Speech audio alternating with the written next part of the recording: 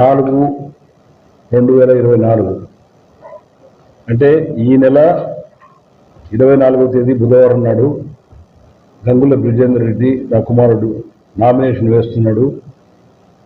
ఆ నామినేషన్కు ఆలగడ్డ అసెంబ్లీ కాన్స్టిట్యున్సీకి సంబంధించి వైఎస్ఆర్సీపీకి కార్యకర్తలు శ్రేణులందరూ కూడా వచ్చి నా కుమారుడి నామినేషన్లో పాల్గొని విజయవంతం చేయమని చెప్పి కోరేదానికే నేను మిమ్మల్ని అందరూ కూడా కోరడానికి మిమ్మల్ని మీ ముందుకు వచ్చాను.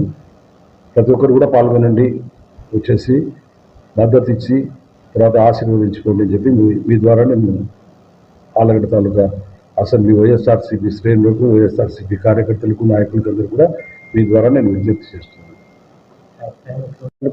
ఆలగడ్డలో మన ఇంటి దగ్గర నుంచి ర్యాలీగా బయలుదేరి 11-11:30 ప్రాంతంలో తాలూకా ఆఫీస్ ప్రాంగణానికి వెళ్ళి 11:30 నుంచి 12 లోపల నామినేషన్ వేయడం జరుగుతుంది.